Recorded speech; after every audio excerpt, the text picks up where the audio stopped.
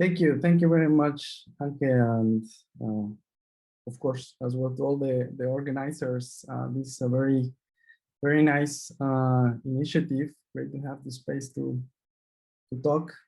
And yeah, well, basically, on my side, I will basically share a little bit of yeah, as you were saying, where I come from, how I yeah, settled down more in Hamburg, and some thoughts maybe of how we can continue learning from each other, all the newcomers into the city. So I basically left Mexico since 2009. However, before that, I've been kind of moving around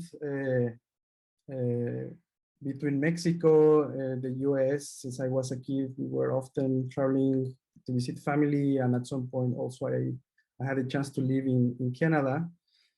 And I think it was from these moments that it became a bit of a habit to search for new places.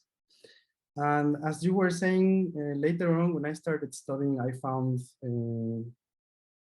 academic offer in the Netherlands to start a master program that was not existing basically in Mexico. So I would say this would be one of the first connections with some of the points that Niels was saying before me. That was one magnet. In the Netherlands, something that I remember back then in 2009 to have found very interesting was that the country itself was aiming very explicitly to be the non-English speaking country offering the largest number of English language degrees in universities.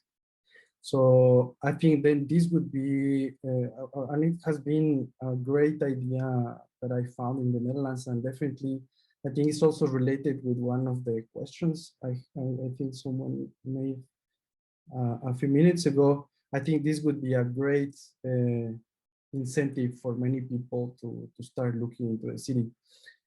After this program, I did my master, this program in AI in the Netherlands. I then started searching around, and I found the next project I like was fitting kind of what I was searching for here in Hamburg.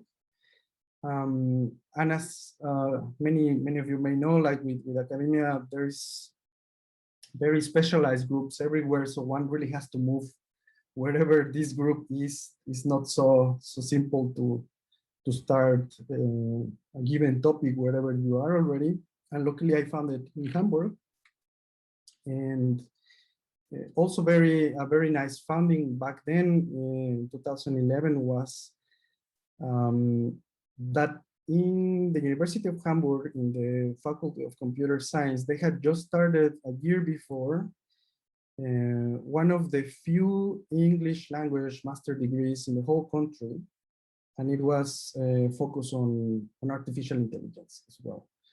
And as well, just after two generations or so, they started seeing a massive increase in applications from people really from all over the world, and it was really a great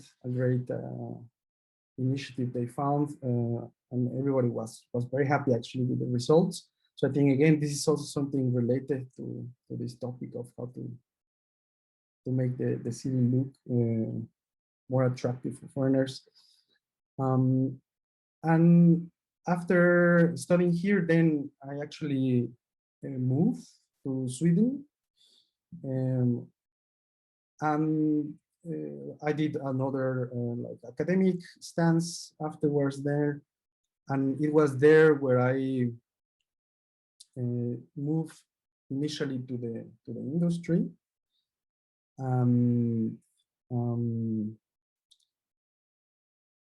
Yet another great finding, I would say, is related to the previous points, was to find such a large amount of companies that were calling themselves English first companies, specifically in the IT sector.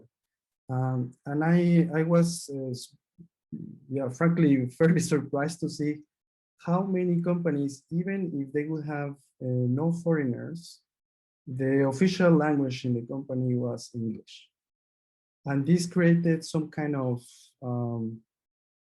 like kind of cultural shift in the atmosphere of the people there that I also found super nice, super interesting. And I would guess also maybe this is something that definitely would be related with the question of making Hamburg also more interesting for people searching abroad.